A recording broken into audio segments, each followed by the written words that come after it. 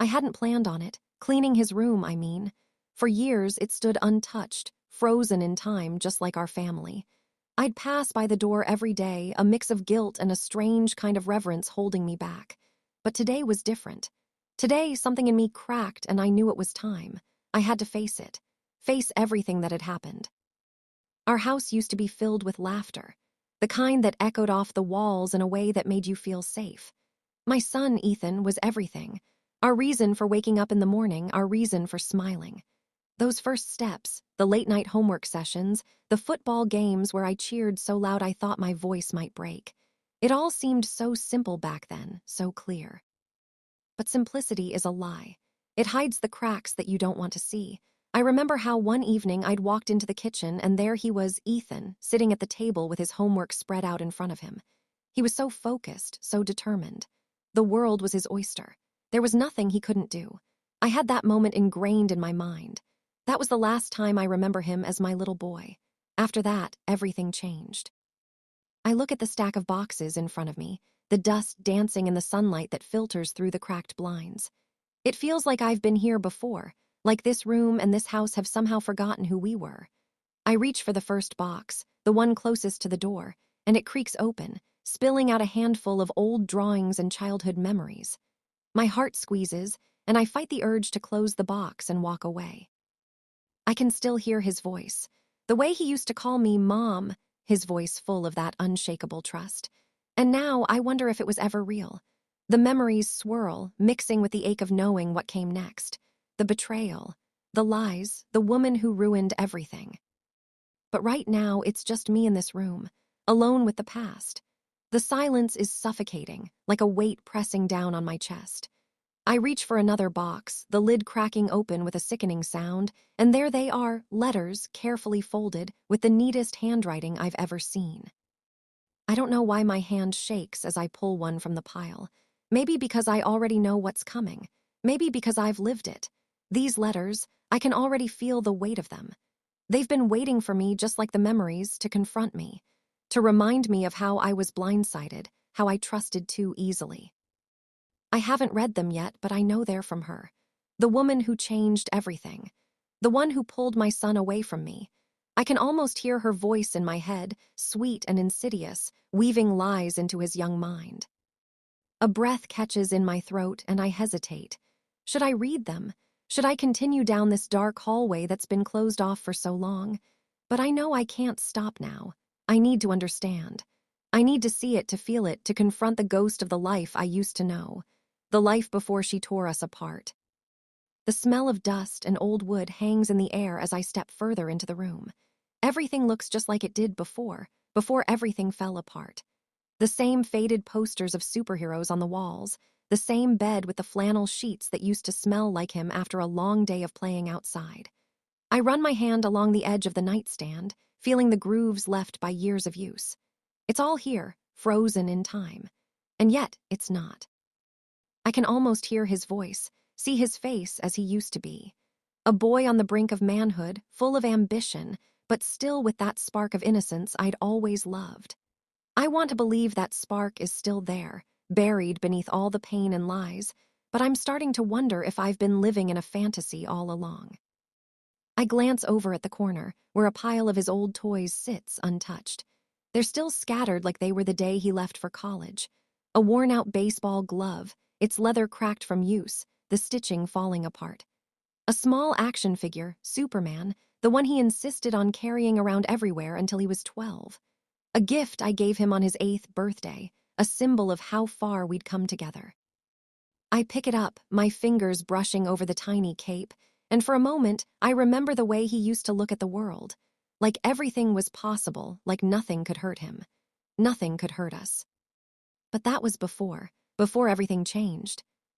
I set the action figure down, my eyes moving to a small shelf next to his desk. There's a stack of old notebooks, things he'd filled with doodles, short stories, and all the thoughts of a teenager who thought he had time. I open the top notebook, my heart tightening in my chest as I flip through the pages. It's the same as I remember. Each page filled with his handwriting, a reflection of his dreams, his hopes for the future. The boy he used to be. But then something catches my eye. Among the pages of scribbled thoughts and half-finished stories, I see a name.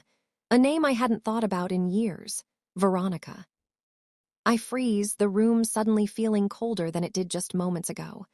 Veronica. The name had haunted me for months, but I never thought it would be here, in this room, where I thought only happy memories lived.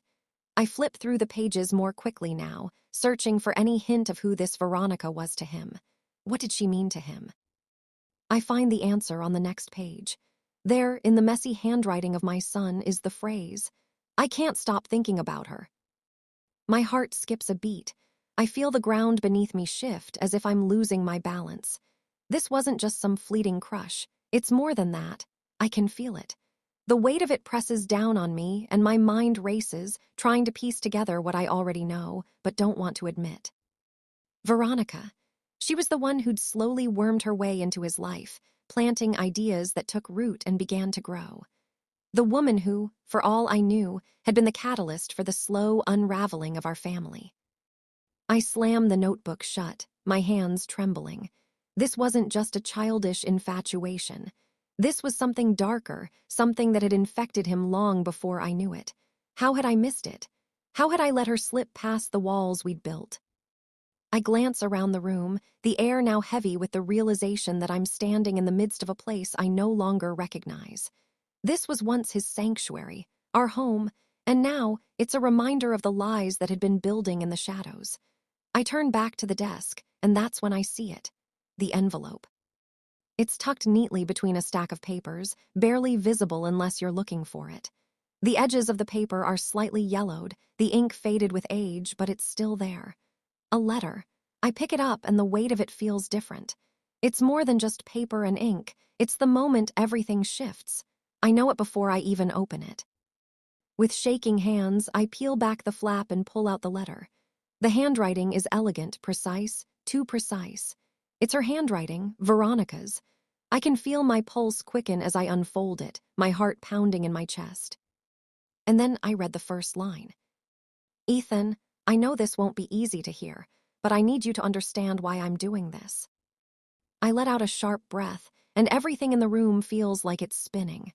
The past, the present, everything blurs as the words begin to sink in. This is it, the moment that changes everything. I keep reading, my mind struggling to keep up with the reality unfolding before me.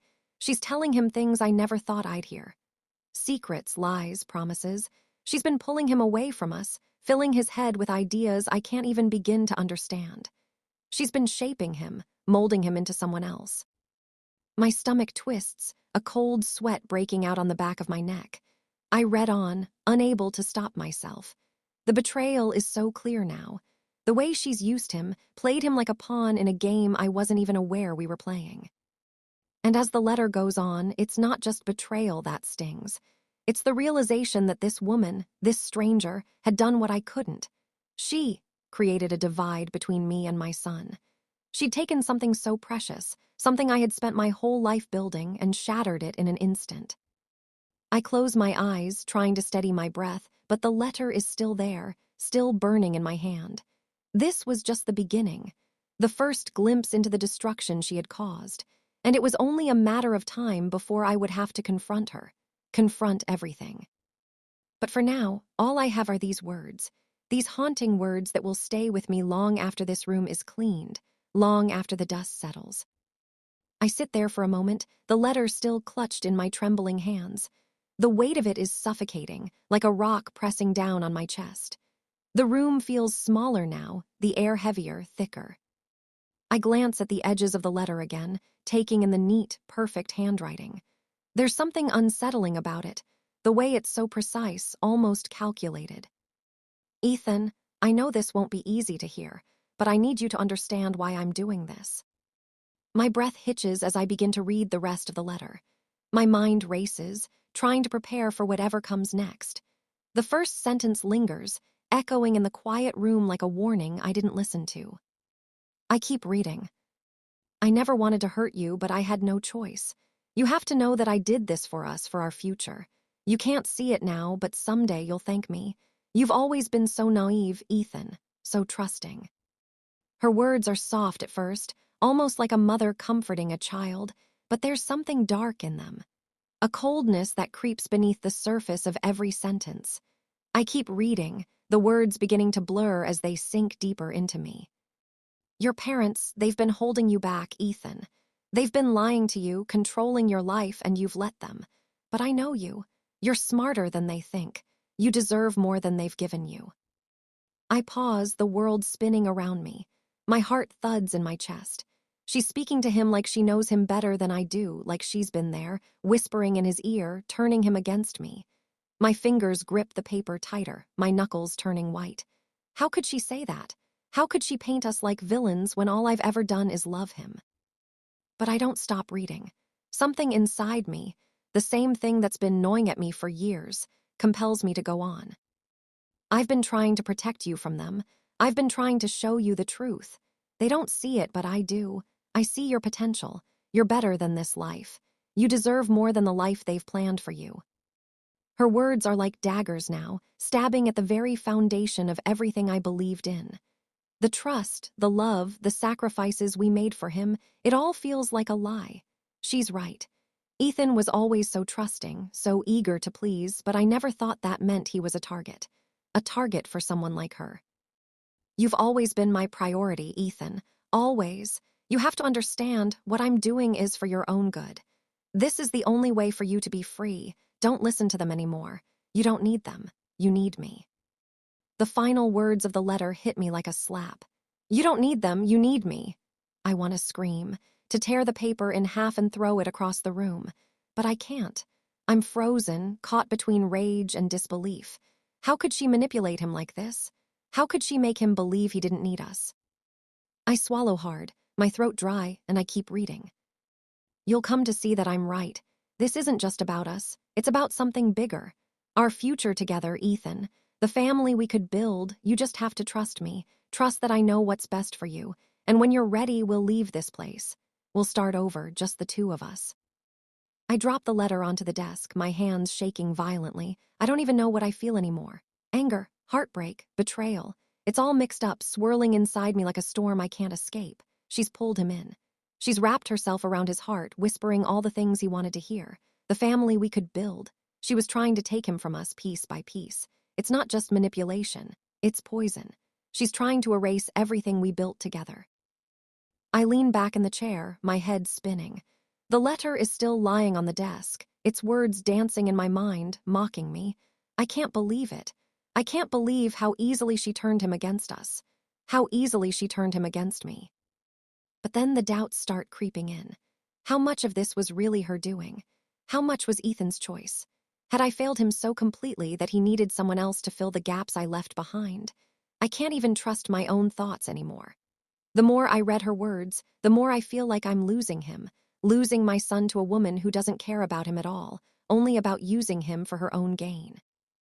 I pick the letter up again, desperate to see if there's more to her plan, something that can explain how she convinced him. But as I skim through the pages, it becomes clear. She's not trying to explain. She's trying to control.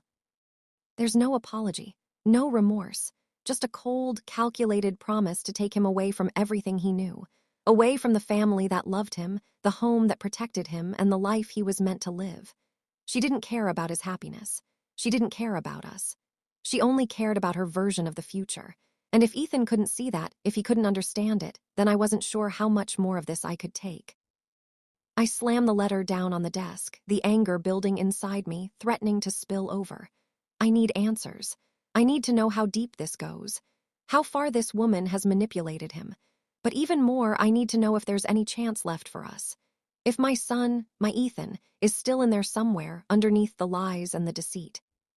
But right now, all I have is this letter, and it's too late to go back. The truth is out there now, and nothing will ever be the same. The letters pile up on the desk in front of me, each one more damning than the last. I hadn't expected this overwhelming flood of revelations. Every letter feels like another crack in the foundation of everything I thought I knew about my son, about my family. At first, I thought maybe I was overreacting. Maybe I was reading too much into things.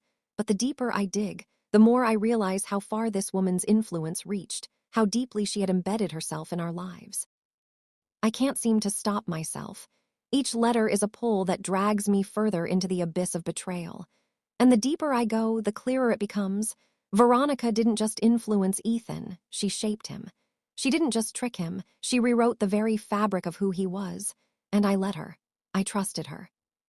The next letter I open is shorter than the others, but it's no less powerful. Veronica's words are sharp, almost cold. Ethan, I know you're struggling with what I've told you, but this is for the best. Your family doesn't understand you like I do. They never will. They've always tried to control you to keep you small, but you don't have to be like them. You're capable of so much more. You don't need them anymore. I stop reading for a moment, the words sinking in like a stone thrown into still water. The betrayal feels deeper now. This wasn't just about her. This was about her planting the idea that we, his family, were his enemies.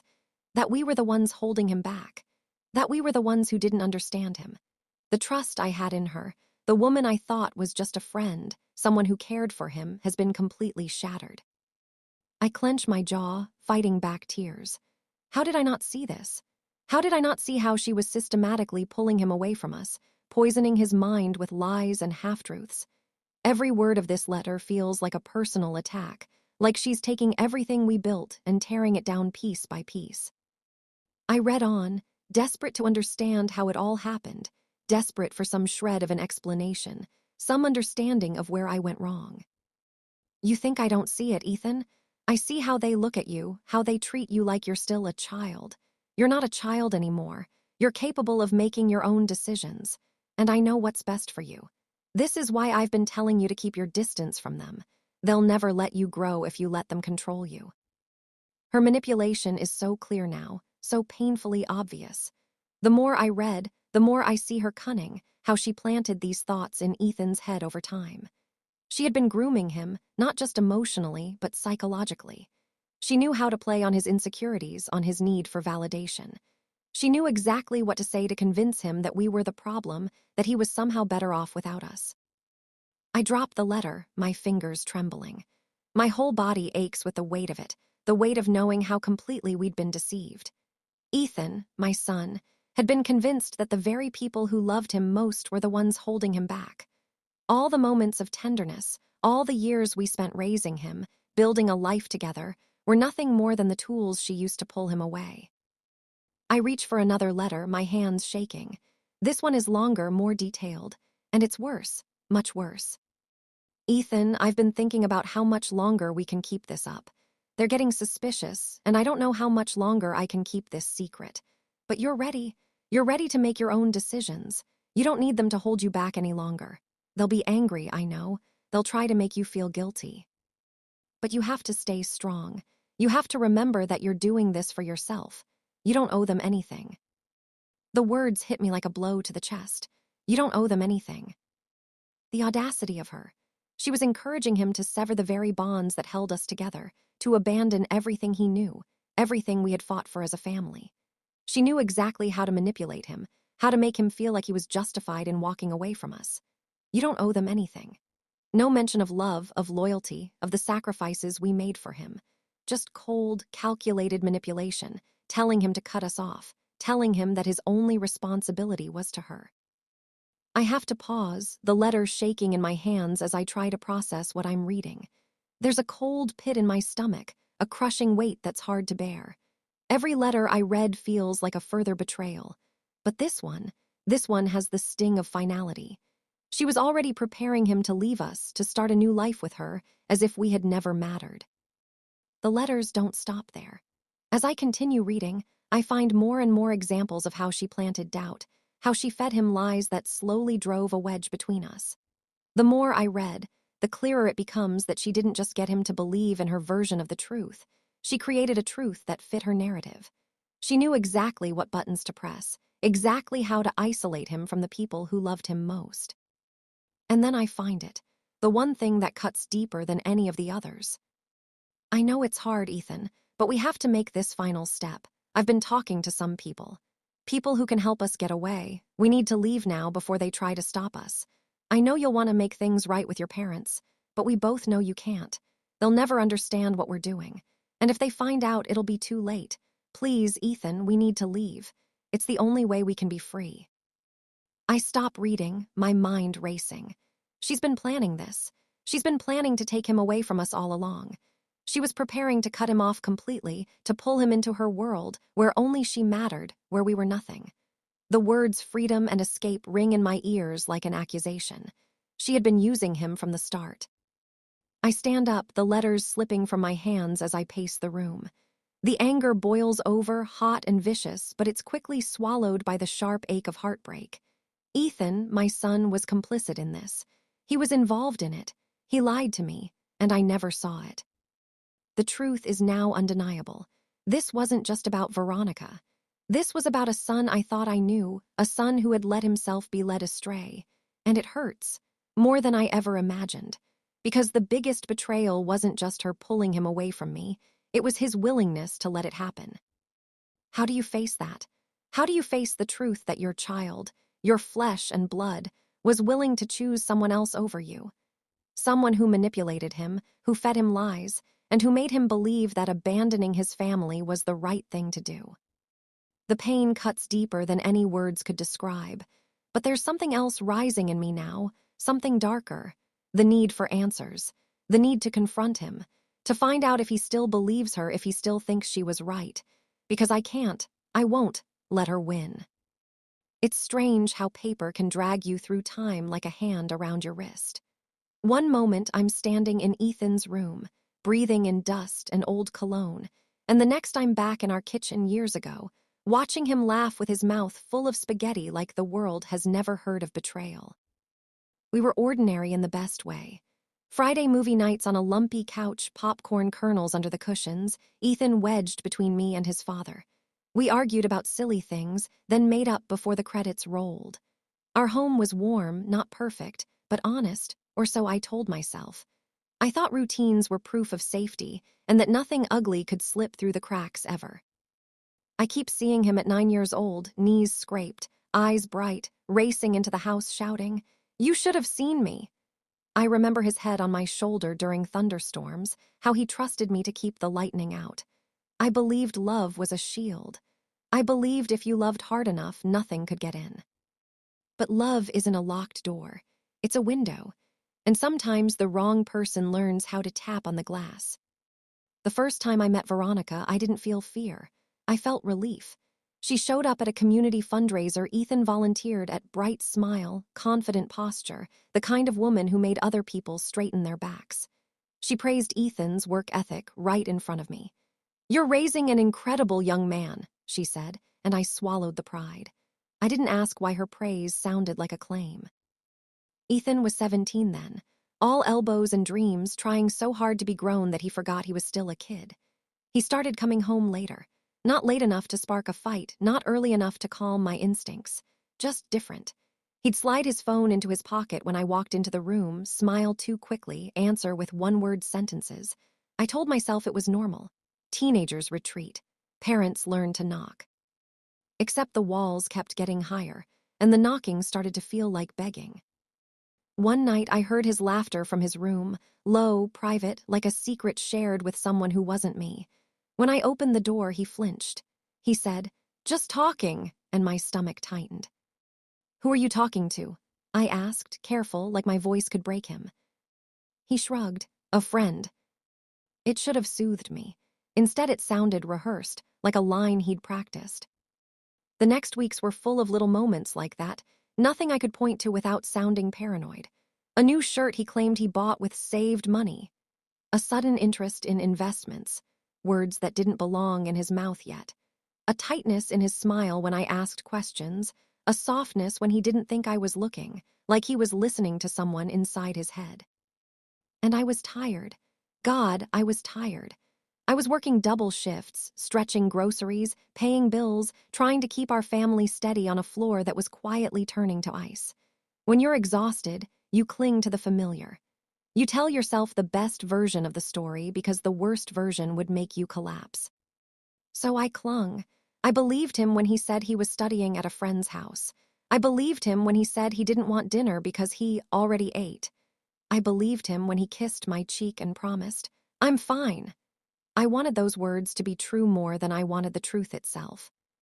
Then the way he looked at us changed, me and his father, as if we were suddenly too small for his future. He'd roll his eyes at advice.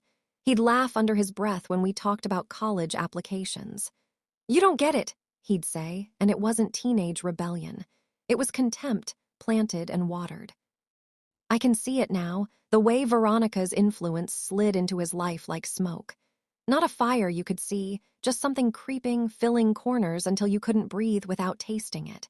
She didn't storm our home. She seeped into the cracks. The worst part is that I helped her. I invited her in with my trust, my gratitude, my need to believe that anyone who praised my son must be good. I remember her calling once, cheerful as morning. "Ethan just needs someone who understands his potential," she said. I should have heard the insult hidden inside the compliment. Instead, I thanked her. And then came the day Ethan didn't come home. At first, it wasn't dramatic. Just a missing hour, then two. I called his phone and got voicemail. I called his friends and heard confusion. I sat at the kitchen table, staring at the clock like if I watched hard enough I could rewind it. His father paced, jaw clenched. The house that used to echo with laughter turned into a box of silence. When Ethan finally walked through the door, it wasn't relief that hit me. It was shock. He looked arranged. Hair combed, shirt pressed, eyes steady in a way that didn't belong to a boy who'd worried his mother. He didn't apologize. He didn't explain. He simply said, "I'm leaving." The sentence didn't make sense. Like someone had spoken a different language in my home. "Leaving where?" I asked. He glanced at his father, then back at me. "It doesn't matter. You wouldn't understand." There it was again, those words. A knife wrapped in certainty. We argued. We begged. We offered compromises. He stood there like he'd already said goodbye in his head 100 times, like he'd rehearsed every response with someone else. Someone who had taught him that our love was a chain. That night, after he slammed the door and disappeared into the dark, I sat on the edge of my bed and stared at my hands, trying to understand how a family could shatter without a single loud crack. I felt stupid. I felt betrayed. I felt like my loyalty had been turned into a weakness. I didn't sleep. I kept replaying every moment, hunting for the point where I should have fought harder, asked the questions I was scared to ask. And underneath all of it was a fear colder than panic. What if he chose this? What if it wasn't just Veronica pulling him, but Ethan stepping willingly into her arms? That question has lived in me like a splinter ever since, small, sharp, impossible to ignore. And now, in this room, with her letters staring back at me, the splinter twists. Because the past isn't just a memory, it's a witness. And it's telling me I wasn't simply lied to. I was methodically replaced. I lift the next letter with hands that don't feel like mine. If this is what she dared to put on paper, what did she keep off the page? What did my son agree to in the silence between these lines? The room seems to lean in, holding its breath with me, as if even the walls know the next words will finally explain why Ethan stopped coming home. I tell myself I'll stop after the next one. Just one more letter, one more clue, one more piece to make the picture complete. But the moment my fingers touch the paper, that promise turns into a joke I don't even laugh at. Because I'm not cleaning anymore. I'm hunting. The room shifts from a bedroom into a crime scene, and I become both detective and victim, digging through the wreckage of a life I thought I understood. I pull open drawers that haven't moved in years. The wood complains, like it's angry I'm waking it up. Socks, old school lanyards, a cracked phone case, receipts curled into tight little fists. I toss them onto the bed without looking, as if anything that isn't an answer is trash. My heart keeps repeating one ugly question. How much did he know? I move faster, too fast. My hands don't match my thoughts. I yank open his closet, pushing aside jackets I used to hang up neatly when he was too busy being a teenager to care. A hoodie with his school logo slides to the floor, and for a second I smell him, laundry detergent and sweat and something sweet that makes my throat close. I should pause there. I should let myself grieve that scent, the way a mother would. Instead, I step over it like it's nothing, because grief doesn't feel useful right now. Answers do. I reach into the back corner, behind a stack of shoeboxes. My fingers graze cardboard. I pull one out, then another. Inside, medals from track meets, birthday cards from grandparents, a plastic wristband from a theme park we visited the summer before he left. I hold it up and remember Ethan screaming on a roller coaster, fearless, his joy so loud it drowned out the world. That Ethan feels like a stranger now. And yet he's the reason I keep digging. The love that built this family is the same love that keeps me from walking away from the truth. I'm caught between two forces, my instinct to protect him and my need to understand what he did, what he allowed, what he became. Love wants to cover his sins with a blanket. Truth wants to rip the blanket off and point. I kneel by the desk and run my hands underneath it, feeling for anything taped, hidden, shoved into corners where a mother wouldn't look. My fingertips brush something thin and slick. I pull it out, a small envelope sealed with clear tape. My breath catches. The tape is old, yellowed, like it's been holding this secret together for years. I peel it carefully, like it might explode. Inside is another letter, Veronica's handwriting again, elegant as a lie. But there's something else, too. A folded page with Ethan's handwriting. My stomach drops so hard it feels like falling. I unfold Ethan's note first, and the room tilts. "I don't know if I can do this," he wrote. "They'll hate me if they find out, but you said this is the only way." My vision blurs. I read it again, slower, forcing my brain to accept each word. They'll hate me. Not they'll be hurt. Not they'll be scared. Hate. The language of someone who believes love is fragile, conditional. Someone who's been taught that a family's bond can snap like a thread. And then the last line, "But you said this is the only way." I feel fury rise up so fast it makes me dizzy. Veronica didn't just influence him, she gave him a script for his fear. She handed him a story where we were the villains, and she was the only person brave enough to save him. The worst part is that Ethan wrote like he believed it. I crumple the note in my fist, then flatten it out again, afraid of destroying proof. I'm not rational anymore. I'm a mother staring at her son's confession, realizing that while I was making dinner and paying bills and folding his laundry, someone else was teaching him to doubt our love. I read Veronica's letter next. Her tone is softer, almost tender, like a hand stroking hair before pushing a head underwater. "Ethan, fear is normal when you're about to become who you're meant to be. Your parents will try to guilt you. That's what they do, love you like a leash. But you're not weak. You're not like them. You're choosing freedom." My mouth goes dry. I can hear her voice in those words, a woman who wraps cruelty in pretty ribbons. Love you like a leash. That phrase punches me in the ribs because it's clever. It's designed to make a good kid feel ashamed of being loved, ashamed of being cared for, ashamed of needing. I sit down on the floor, right there between the desk and the bed because my legs stop working. I hold the letter up like it's a mirror, and all I can see is myself. Every time I said, "Be careful." Every time I asked, "Where are you going?" Every time I worried out loud. To me, it was love. To her, it was ammunition.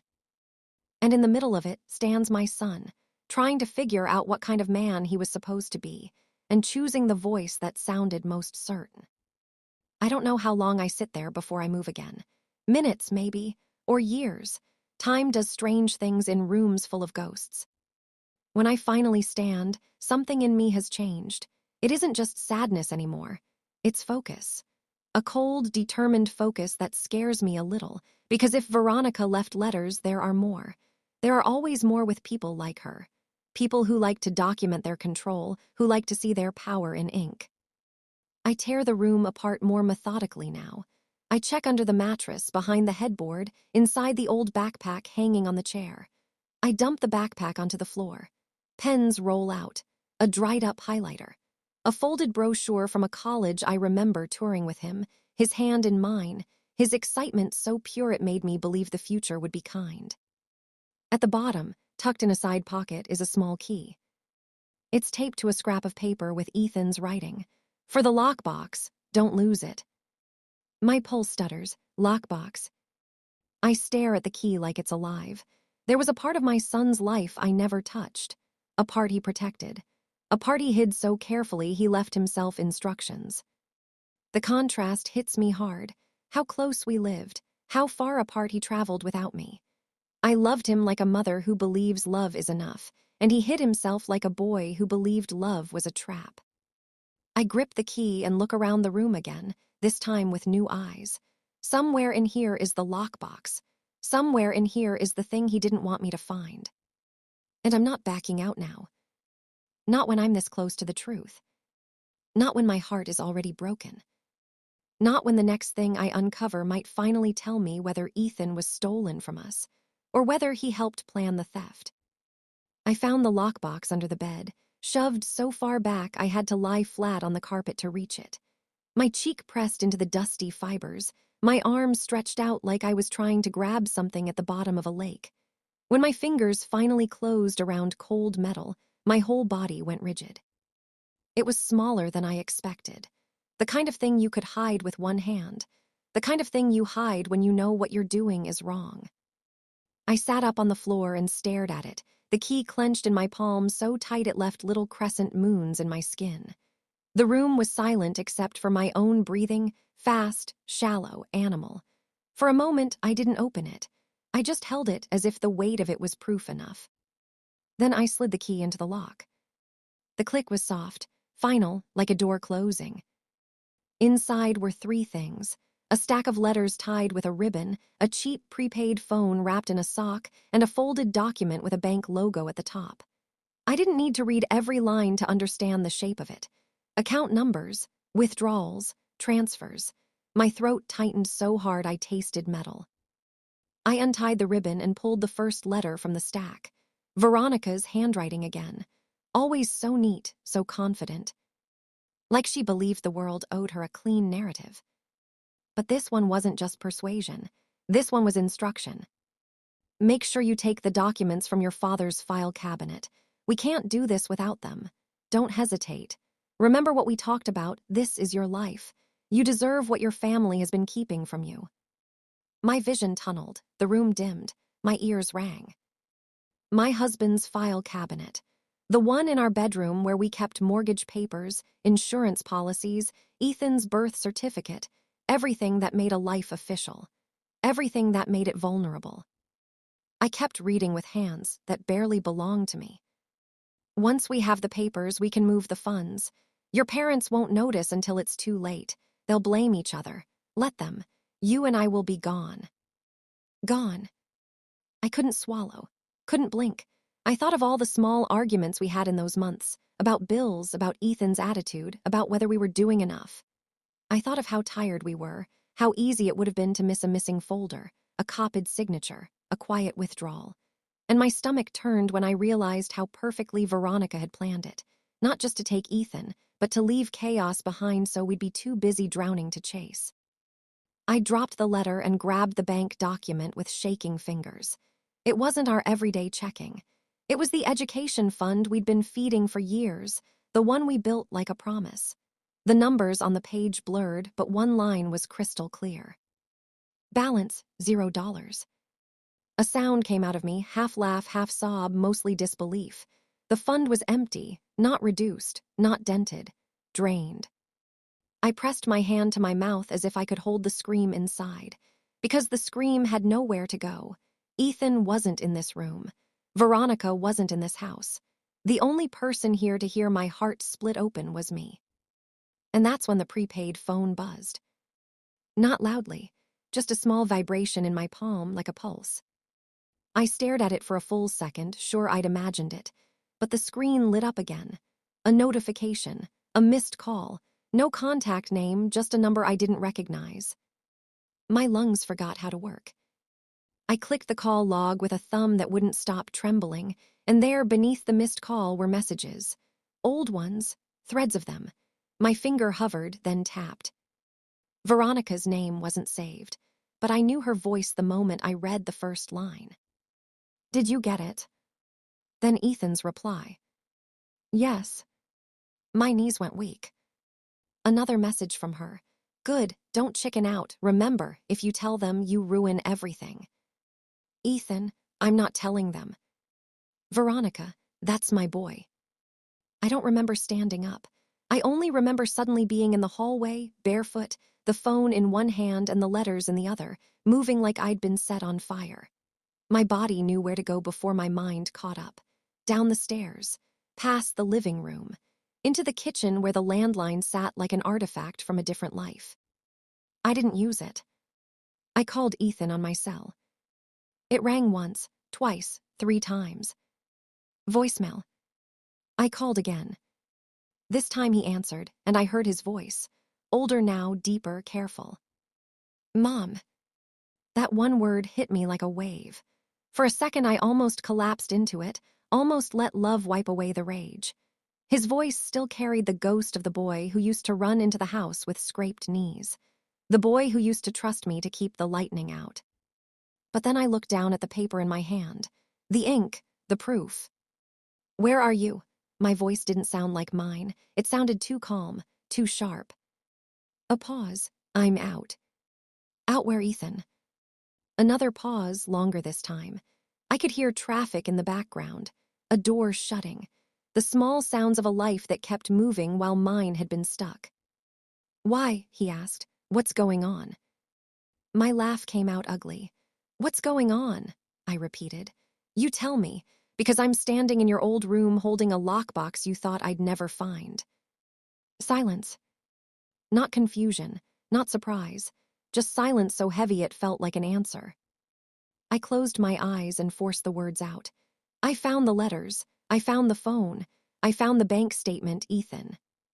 His breath caught, just a small inhale, but I heard it, like a man caught in headlights. Mom. No, I cut him off. My hand was shaking so badly I had to grip the counter. Don't you mom me like you're the victim here. Don't you soften your voice like you didn't know what you were doing. Please, he said, and the word was raw. Please don't do this over the phone. Then get here. I can't. Why? I snapped. Because she's with you. Because Veronica is standing right there making sure you say the right lines. He didn't answer fast enough. My chest tightened, and suddenly I was back in that night years ago when he stood in our doorway and said he was leaving like it was already decided. The same distance in his silence, the same refusal to meet me where I was. Ethan, I said, and my voice cracked on his name. Tell me the truth, just once. Was any of it real? Did you love us? Or were we just something you needed until someone else came along? Mom, he whispered, and now he sounded like a child again. Of course I loved you. Then why? I slammed my palm on the counter. The sound echoed through the kitchen. Why did you take from us? Why did you let her convince you we were your enemy? Why did you steal the education fund we built for you? That money was your future. A ragged exhale. I mean, it wasn't like that. The words ignited something in me. Not like that, I repeated. Ethan, the balance is 0, 0. You can't not like that your way out of numbers. He was quiet for a moment, and when he spoke again, his voice changed, harder, defensive. You don't understand what was happening. There it was, that sentence again, the familiar blade. My throat burned. Then help me understand, I said, softer now, because anger was easier than this grief. Explain it to me like I'm not your enemy. Explain why you needed to hide a phone in your bedroom like a criminal. I was scared, he said quickly, as if the word had been waiting. I was scared of you and Dad. The kitchen swayed. Scared of us? You control everything, he said, and I could hear Veronica in the rhythm of it, the phrasing, the certainty. You always have, you don't listen. You decide what's best and then expect me to just follow. I could have argued. I could have listed every sacrifice, every late night, every time I put my dreams on hold so he could have his. But I knew, deep in my bones, that if I made this about my pain, he'd shut down. And I needed him open. I needed him to see himself clearly. So I swallowed hard and said, okay, maybe we made mistakes. Maybe we held too tight. But did that justify what you did? A long pause. Then, barely audible, she said you had money set aside. She said it was mine. My stomach dropped. It was yours, I said slowly. For school, for your life. It wasn't for her. It wasn't for running away. It wasn't for secret transfers and forged signatures. He didn't deny the forged signatures. That silence was the loudest thing I'd ever heard. I felt something in me split again. The image of my son as innocent and misled collided with the reality that he'd acted. He'd chosen. Maybe under pressure, maybe under manipulation, but still chosen. And then, as if he could feel me teetering on the edge, he said, "I didn't know it would go this far." I almost laughed. Almost. How far did you think stealing would go, Ethan? How far did you think betrayal goes before it burns everything? He started talking faster, words tumbling like he'd been holding them back for years. She said it was temporary. She said once we got away, we'd pay it back. She said. He stopped abruptly, like he realized how it sounded. She said, I repeated, my voice low. Do you hear yourself? When did your life become a set of instructions from her? Stop, he whispered. Stop making it like I'm stupid. I'm not calling you stupid, I said, and now tears were sliding down my face whether I wanted them or not. I'm saying you were targeted, and you let it happen because it felt good to be told you were special. He went quiet. The traffic noise in the background faded as if he'd stepped somewhere more private. Finally, he said, What do you want from me? The question wasn't defiance. It was exhaustion. It was a man standing in the wreckage of his own choices, unsure where to put his hands.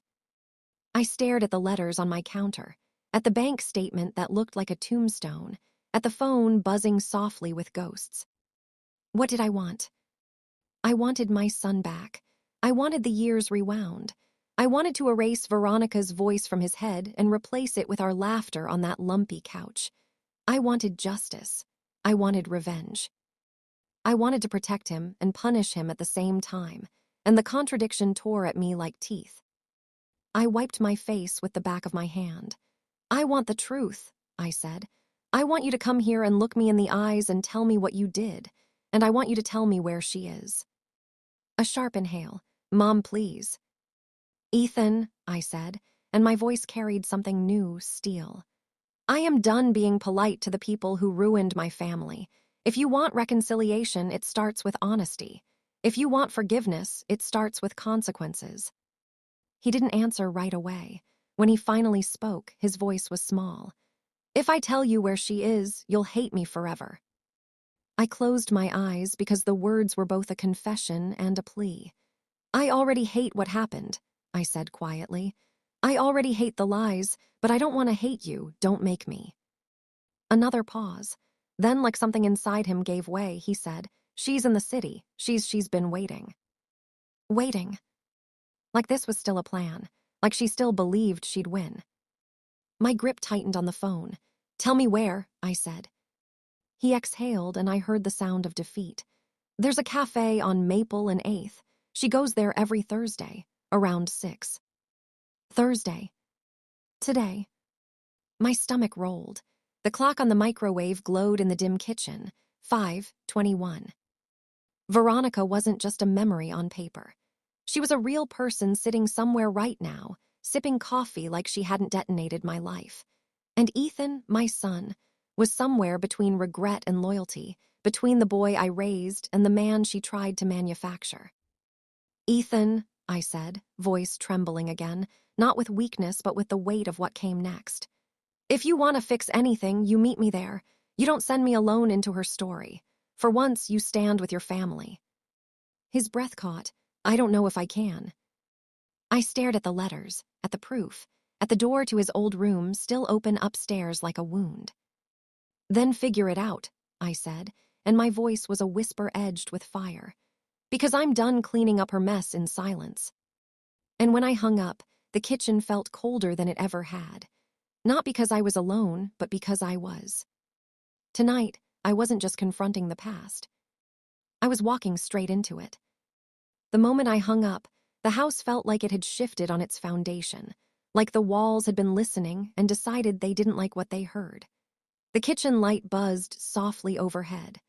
The clock kept counting, indifferent, as if it hadn't just watched me learn that my son stole from us, and that the woman who orchestrated it was sipping coffee somewhere like nothing happened. I stood there with the phone still in my hand, staring at nothing. The letters were spread across the counter like a deck of cursed cards. The bank statement sat on top, bold and brutal, a zero that looked like a verdict. I should have moved, Should have done something practical, call my husband, grab my keys, drive to that cafe, drag Veronica into the light. But my body wouldn't obey. My legs were heavy. My chest hurt. It felt like my heart was trying to decide whether to keep beating for someone who had broken it. Upstairs, Ethan's door was still open, a dark rectangle in the hallway like a mouth waiting to swallow me again. I kept thinking about the way his voice had changed on the phone, how it wavered between the boy I knew and the stranger he'd become. Regret, defiance, fear. It was all tangled together, and I couldn't separate it without tearing something. I sank into a kitchen chair and pressed my palms against my eyes until I saw stars. The silence filled my ears so completely that when the refrigerator clicked on, I flinched like it had shouted. In that quiet, the questions arrived one by one, each sharper than the last. Do I forgive him? Do I punish him? Do I expose her? Do I protect him? And under all of it, do I still have a son or just a memory of one? I thought of calling the police. The words stolen funds and forged signatures had a hard, clean sound to them, simple on paper, like math. A crime, evidence, consequences. The idea of it brought a flicker of satisfaction so quick it scared me, because it meant I wasn't powerless. It meant I could do something other than sit in the wreckage and cry. But then I pictured Ethan in handcuffs, his face pale, his eyes wide, and the satisfaction curdled into something bitter. I remembered the little boy who used to ask me to check under his bed for monsters. I remembered how he'd cling to my hand in crowded places, trusting me to guide him. And now the monster was inside our family, wearing his face. Love is a strange thing. It doesn't disappear when someone hurts you. It just changes shape. It becomes heavier. It becomes complicated. It becomes a chain you can't tell if you want to break or hold on to. My husband came home an hour later. I heard his keys rattle at the door, the familiar sound of him entering our space, and for a split second I wanted to pretend everything was normal. To greet him like always, to ask about his day, to keep our fragile life intact for one more night. But then he stepped into the kitchen and saw my face. He stopped. What happened? I didn't answer right away. I slid the letters across the counter, one by one like evidence in a trial. I watched his eyes track the handwriting, the bank logo, the zeroed balance. I watched his jaw tighten with each page. His hand hovered as if he wanted to touch the paper, then thought better of it. "What is this?" he asked, and his voice was calm in a way that wasn't calm at all. "It's what Ethan hid," I said. The words tasted like rust. "It's what she wrote, it's what he did." He stared at the bank statement as if it might change if he looked hard enough. Then he looked up at me, and in his eyes I saw something I hadn't seen in a long time, raw, unfiltered grief. "That fund," he said slowly, "was for his school." "I know." "We put everything into that," he whispered, and his voice broke on the last word. There was anger behind his grief, but it wasn't the kind that explodes. It was the kind that freezes. He sank into the chair across from me like his bones had suddenly doubled in weight. For a long moment, neither of us spoke. We just existed in the aftermath together, two people who had built a family and were now staring at the blueprint of its destruction. Finally, he asked, "Did you talk to him?" "Yes." "And?" I swallowed. "He told me where she'll be." His head snapped up. "Where?" I told him, "Maple and 8th, a cafe, 6 o'clock today." His eyes went distant, not with confusion, with calculation. "We're going," he said, as if there were no other option. And that's when the real fight began, not between us and Veronica, but between the two versions of ourselves we hadn't known were living under the same roof. "I don't know if that's a good idea," I said, and I hated how small my voice sounded. He leaned forward, elbows on the table, hands clasped like he was holding himself together. "A good idea?" he repeated, disbelief sharpening his tone. "She stole our son and our money. There is no good idea left. There's only what we do now." "What we do now," I echoed, and felt the weight of it. Because what we did now would shape everything after. It would decide whether this story ended in healing or in fire. He rubbed his face like he was trying to wipe away years. "We call the police," he said. We bring them the letters, we press charges, we end it.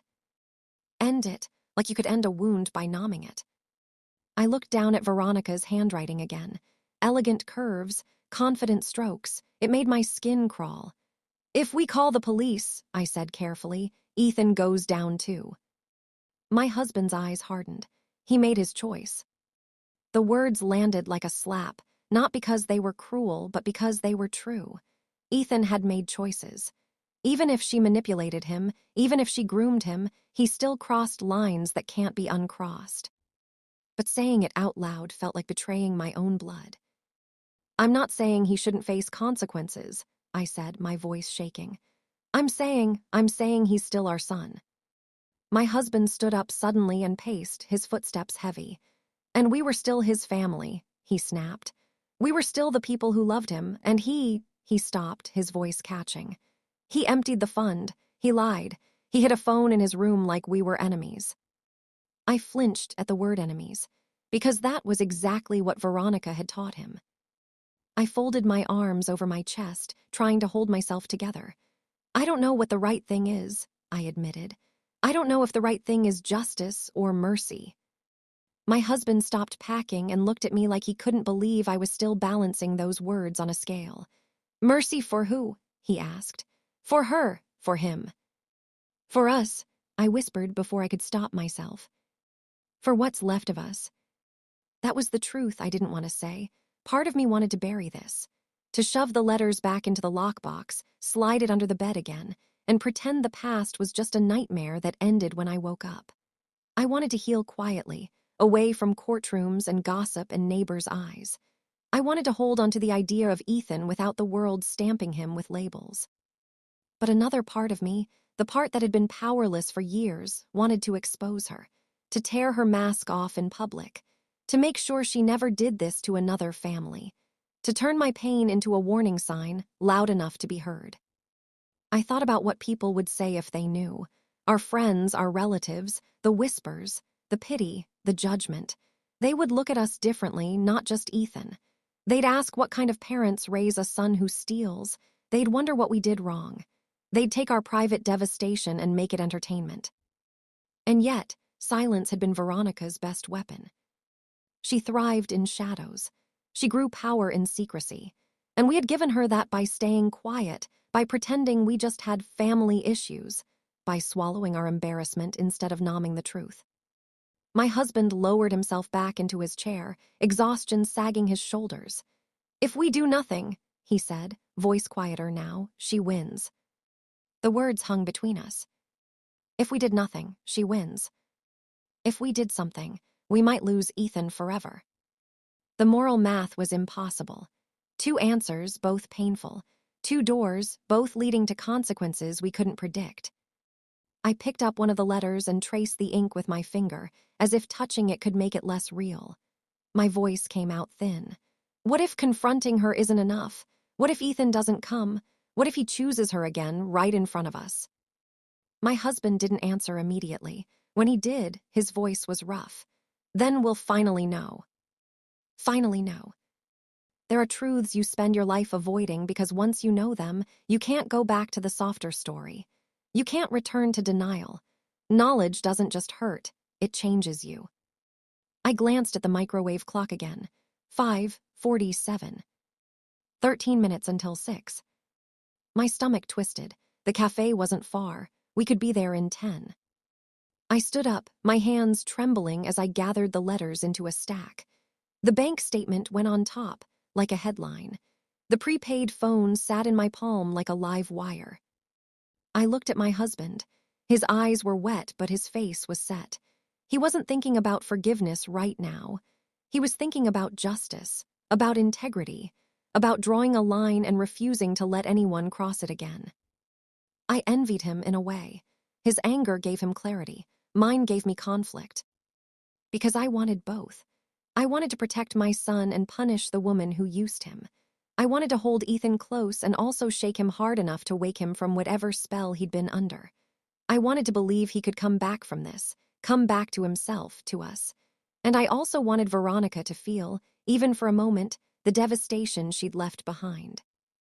We moved through the house without speaking much. Shoes on, keys in hand, the air between us thick with everything unsaid. As we stepped toward the door, I glanced up the stairs one last time. Ethan's room was still open, the darkness inside waiting. It felt like a warning. Or a promise. And as I followed my husband out into the fading evening light, one truth pulsed louder than fear. Whatever happened at that cafe tonight, whether it ended in forgiveness or revenge, reconciliation or ruin, there would be no more hiding. Not for Ethan. Not for Veronica. Not for us. The cafe on Maple and 8th looked harmless. That's what made my stomach twist. Warm light spilled through the windows. People leaned over cups of coffee, laughing softly, scrolling their phones, living the kind of ordinary life that used to belong to us. The chalkboard menu promised comfort: vanilla lattes, cinnamon scones, honey toast, like sweetness could cancel out what waited inside. My husband parked too hard. The tires kissed the curb with a sharp complaint. He killed the engine and stared straight ahead, jaw clenched so tight I could see the muscle twitch. "We go in," he said. I nodded, but my body didn't move. Not yet. My hands were damp on the stack of letters in my lap, the prepaid phone heavy beside them like a second heart. I watched a couple push open the cafe door, shoulders brushing, smiling at each other like trust was a simple thing. I used to be like that. Now I was sitting in a car full of evidence, about to meet the woman who had convinced my son that our love was a leash. My husband reached for the door handle again. "Don't freeze on me." "I'm not freezing," I lied. He looked at me then, really looked, and his eyes softened for the first time since he'd come home and seen the bank statement. "This isn't about being brave," he said quietly. "This is about ending it." Ending it. The phrase landed wrong. Too clean, too final. As if we could slice the past off and walk away healed. As if confrontation was a switch you flipped. I swallowed. And Ethan. His expression hardened again like a door closing. Ethan made his bed. The words lit a fuse in my chest. Not because they were false, but because they were incomplete. Ethan had made choices, yes. But he'd also been guided, steered, praised, isolated. He'd been a boy hungry for certainty, and Veronica had fed him poison in a crystal glass. I stared at the cafe door. "If we go in there like this," I said, tapping the letters, "it becomes war." My husband let out a humorless laugh. "It's already war. We just didn't know we were on the battlefield." He stepped out of the car before I could answer, the cold evening air rushing in. I followed, legs shaking under me, and we walked toward the cafe like two people headed to a funeral, dressed in everyday clothes, carrying something that didn't belong in public. Inside, the smell of espresso hit me first, rich and warm, almost cruel in its normalcy. A barista called out an order. A kid in headphones nodded to a beat only he could hear. People looked up for half a second, then back down, uninterested. No one knew the story standing at the door. My husband scanned the room, with the focus of a man, looking for a threat. I scanned it like a mother, looking for her son. And there she was. Veronica sat near the back, alone at a small table, her posture poised, one hand wrapped around a mug like she owned the heat inside it. She wore a cream-colored coat, hair glossy, lipstick perfect. She looked composed, untouched, like the kind of woman who walks away from explosions without ash on her skin. For a moment, my anger became something pure and bright. Then I saw the empty chair across from her. And my hope, stupid and stubborn, rose anyway. Maybe Ethan would come. Maybe he'd walk in and choose us. Maybe this could still bend toward healing. My husband started forward. I caught his arm. "Wait." He turned sharply. "For what?" "For him," I whispered. His eyes narrowed. "He's not coming." "You don't know that." "I do," he said, voice low. "Because if he wanted to come back, he would have already." The words were a knife because they matched a fear I'd been carrying like a secret. Hope is beautiful, but it can also be a trap. It keeps you waiting in the doorway while your life burns behind you. Veronica looked up then, as if she'd sensed us. Her gaze landed on me and held calm, assessing, almost amused. She didn't flinch. She didn't look guilty. She smiled like we were old acquaintances who had stumbled into each other at a grocery store. She stood slowly, smoothing her coat. "I wondered when you'd find them," she said. My mouth went dry. "Find what?" Her smile widened and my skin crawled. "The letters, the box, the story you kept avoiding." My husband stepped between us slightly, a silent shield. "You stole from us," he said. "You manipulated our son." Veronica's eyes flickered to him, then back to me. "Such dramatic language," she said, taking a sip of coffee like she wasn't standing in the middle of our ruin. "I didn't steal. I corrected an imbalance." I felt something snap in my chest. "An imbalance," I repeated, too loud. A couple at the next table glanced over, then quickly looked away. Veronica lowered her mug. "You raised Ethan to be obedient," she said smoothly. "To live by your rules. I showed him he could live by his own." My hands trembled as I pulled the letters from my bag. "You told him to take documents from our bedroom," I said. "You told him to drain the education fund. You told him to hide a phone." Her expression didn't change. "And he did it," she said softly, "because he wanted to." That sentence hit harder than the bank statement.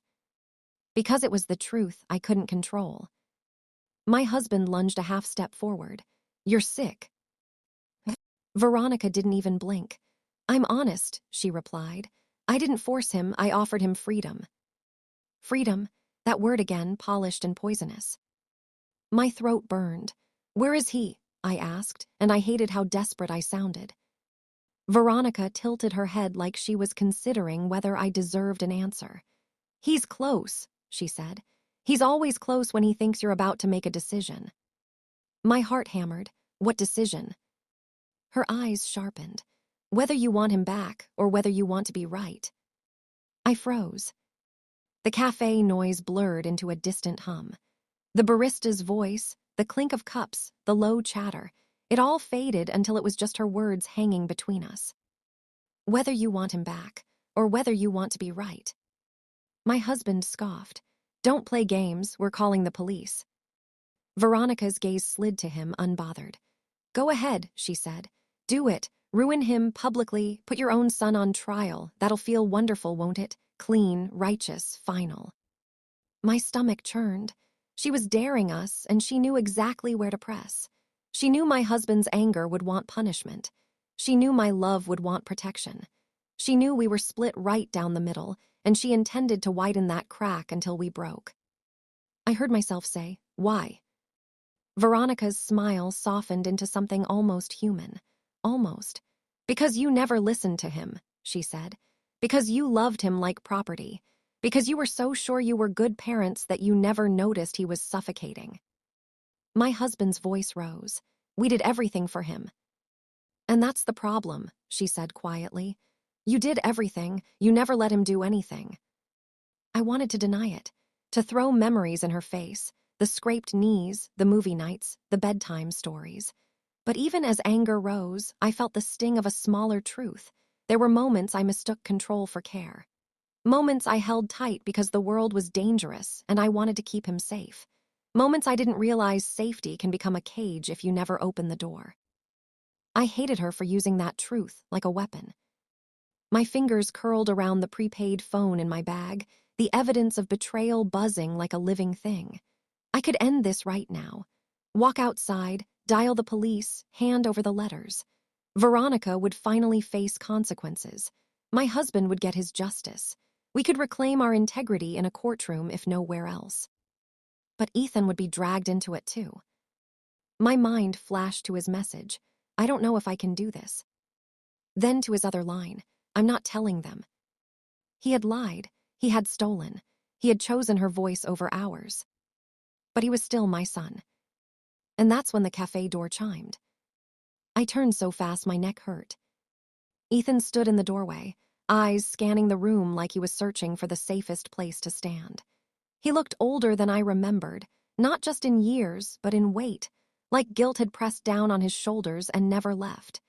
His gaze landed on me, and for a second his face softened with something that looked like shame. Then he saw Veronica. He hesitated. That hesitation was the entire battle. Because in that small pause lived every choice he'd made, every lie he'd swallowed, every moment he'd let her steer him.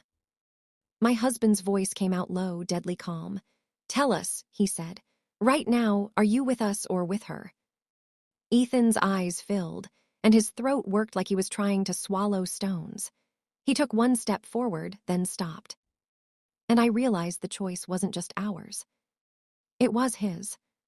But mine mattered too, because whatever I did next would either pull him toward us or push him straight back into her arms. I could punish him and satisfy the ache for justice. Or I could offer him a path back and risk being hurt all over again.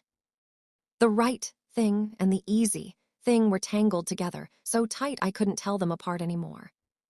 Ethan opened his mouth, voice shaking. "Mom." I held my breath. And in that breath, I made my decision. I didn't reach for the phone. That was my decision. Not because I suddenly forgot what Ethan had done. Not because the bank statement had magically rewritten itself. Not because Veronica's handwriting stopped being venom on paper. I didn't reach for the phone because the look on Ethan's face in that doorway wasn't defiance anymore. It was collapse. He stood there like a man who'd been running on borrowed courage and finally ran out. His eyes were glassy, red around the edges, and his hands hung at his sides as if he didn't trust them not to shake. He looked at me like he was bracing for a blow he deserved. "Mom," he said again, and the word cracked in the middle. My husband didn't move. He didn't soften. He looked like granite, hurt turned into something sharp and unmoving. Veronica, on the other hand, stayed calm. She watched Ethan the way a gambler watches the last card turn over, confident she already knew the outcome. And maybe she thought she did. Ethan took a step toward our table, then another. Each step looked painful, like he was walking through water. He stopped beside me, close enough that I could smell him, soap and cold air and something bitter underneath, like he hadn't slept in days. "I came," he whispered. "You came to what?" my husband asked. His voice wasn't loud, but it carried. A few heads turned. A few people pretended not to listen. Ethan flinched. "I came to say the truth." Veronica's smile flickered, just barely. "Don't be dramatic, Ethan." He turned to her, and something changed in his expression, like a fog lifting. "Stop," he said. The word surprised even him. Veronica tilted her head. "Stop what?" "Stop talking like you own my thoughts," he said, voice trembling but growing stronger. "Stop acting like you did me a favor." She let out a small laugh, soft and dismissive. "You're nervous, that's all. This is what they do, they overwhelm you and you forget why you chose me." Ethan's jaw tightened. "I didn't choose you," he said. "I chose what you promised." The cafe went quieter in a way you only notice when a room is holding its breath. The espresso machine hissed. A spoon clinked in a cup. That was it. Veronica's eyes narrowed. "Be careful." Ethan swallowed hard. "I did take the papers," he said, looking at me now. "I did move the money. I thought it was going to be for school, for us, for a plan. She told me we'd pay it back." My husband's hands curled into fists at his sides. "You thought stealing was a plan." Ethan winced. "I know," he whispered. "I know." I stared at my son, really stared, trying to hold two images at the same time. The boy who used to beg for bedtime stories and the man who drained an education fund in secret. Love and betrayal. Innocence and guilt. They fought in my chest like two animals. "What changed?" I asked, and my voice came out quieter than I expected. "Why are you here now?" Ethan's eyes filled. "Because I read the messages again," he said. "Not the way I used to, like proof that she believed in me. I read them like someone outside it. And I realized she never talked about me like a person. She talked about me like a tool." Veronica's posture stiffened. "Ethan." He turned to her sharply. "You called me your boy, like I was a dog you trained." Veronica's smile vanished. "I saved you," she snapped, and the sweetness dropped away like a mask hitting the floor. "I gave you a life bigger than that sad little house. They were going to keep you small forever. Ethan's voice broke. They loved me. Veronica rolled her eyes. They controlled you. No, he said, and his tears finally spilled. They worried. There's a difference. You just needed me to believe there was. The words hung in the air, and I felt something inside me loosen, just a fraction. Not forgiveness. Not yet, but a shift, the smallest opening. My husband spoke like he was forcing each syllable through glass. Where is the money? Ethan looked down. Shame poured off him. Some of it is gone, he admitted. Hotels, deposits, things she said we needed. He lifted his head, desperation in his eyes. But I can get the rest back. I can. I already moved what I could into a separate account. I brought the information. He reached into his jacket and pulled out an envelope, creased, messy, not elegant like Veronica's. Human. He handed it to my husband with shaking hands. Veronica's face went pale with fury. You did what? Ethan's voice steadied. I took my life back. For the first time, I saw her lose control. After everything I did for you, she hissed, loud enough that nearby tables fully turned now. You ungrateful. My husband cut her off. You should leave. Veronica laughed, sharp and ugly. Or what? You'll call the police. Her gaze darted to me like she still believed I was weak enough to protect Ethan by protecting her. Do it. See what happens to your precious son. My husband looked at Ethan, then back at her. We will, he said, but not because you're daring us, because it's the right thing. Ethan's breath hitched. He looked at me like a child again, terrified of punishment. Mom, please. I stepped closer to him, close enough to feel the heat of his body. Listen to me, I said softly. You don't get to beg your way out of consequences, but you do get to choose what kind of man you become after them. His lips trembled. I want to fix it, he whispered. I swear I don't want to be this person. I believed him and didn't believe him at the same time. That's what betrayal does. It fractures your trust into pieces you can't glue back together in one night. Veronica grabbed her bag so fast it scraped the chair. This is ridiculous, she spat. You're all pathetic. Enjoy your miserable little family. And she walked out, heels clicking like gunshots. The door chimed behind her. For a moment, none of us moved. My husband opened the envelope with stiff hands, scanning the pages inside. He exhaled slowly, the tiniest release. Not relief, but confirmation that Ethan wasn't lying this time. Then my husband looked at our son and said the words I knew he was struggling to say. We're calling the police, he told him, and you're coming with us. Ethan's eyes widened in panic. Dad. Don't, my husband said, and his voice cracked. That crack was everything. It was grief leaking through the stone. Don't call me Dad like it's a shield. You broke this family, Ethan. We're not going to pretend you didn't, but we're also not leaving you alone in what you did. Ethan's shoulders folded inward. He nodded, swallowing hard. Okay, he whispered. Okay, I'll go. Outside, the sun had sunk lower, turning the streetlights on. The world looked the same as it always did. Cars passing, people walking their dogs, a couple arguing softly on a corner. Ordinary life continued, indifferent to the fact that ours had been split open. We didn't talk much on the drive. The silence was different now, not the silence of secrets, but the silence of consequences approaching. Ethan sat in the back seat like he was afraid to sit too close to us. My husband drove with both hands on the wheel, knuckles white. And me. I stared out the window and tried to understand what I'd become in the last few hours. This morning, I walked into Ethan's room thinking I was cleaning.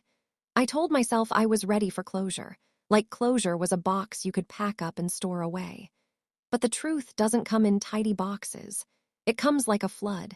It sweeps away the story you've been telling yourself and leaves you standing in wet, shaking reality. I learned that love doesn't always protect you. Sometimes love makes you vulnerable. Sometimes love makes you blind. And sometimes love is the only thing that keeps you from becoming the very kind of monster that hurt you. Because revenge would have been easy.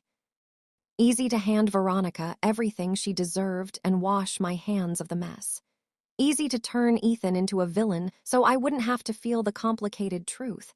that he was both victim and culprit, both manipulated and responsible.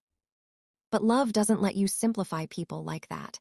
Not the people you carried in your body, raised with your hands, watched become a person. Love forces you to hold contradiction until it either breaks you or strengthens you. At the station, the lights were harsh and unforgiving. Ethan's face looked pale under them. My husband spoke with an officer, steady and direct, laying out facts like bricks. I watched Ethan sign forms with a hand that wouldn't stop shaking. He looked at me once, eyes wet, and whispered, "I'm sorry." 2 words, too small for what he'd done, too late for the years we lost, but real. I nodded because I didn't trust my voice, because I knew forgiveness wasn't a switch I could flip to make him feel better. Forgiveness is a road. It starts with truth, then consequences, then time. Sometimes it ends in healing. Sometimes it ends in a quiet, final distance. I don't know where ours will end yet. What I do know is this: we survived. Not in the shiny, inspirational way people like to package pain, but in the raw, messy way families survive when the story turns cruel. We didn't erase what happened. We didn't pretend it didn't hurt. We didn't protect the lie at the expense of the truth. And when we walked out of the station into the cold night, Ethan trailing behind us, my husband and I didn't reach for his hand. Not yet. But we didn't walk away either. Sometimes redemption isn't a grand moment. Sometimes it's simply choosing not to abandon someone completely, while still refusing to pretend they didn't set the fire. As we got into the car, Ethan paused and said softly, "I'll earn it back. I'll earn you back." I looked at him, really looked, and for the first time in years, I saw something that was Veronica's script in his eyes. I saw fear. I saw remorse. And underneath it, I saw the smallest flicker of the boy who used to believe love could keep lightening out. "Then start," I told him, voice steady despite the ache. "One honest day at a time." And as we drove home, the road ahead was still dark, still uncertain, still painful. But it was ours again. With trembling fingers, I begin to unfold the first letter. The sound of the paper is deafening in the quiet room, almost mocking me. I read the first line, and everything I thought I knew about my son comes crashing down. It's not just the past I'm facing. It's the truth. And truth has a way of cutting deeper than any betrayal ever could.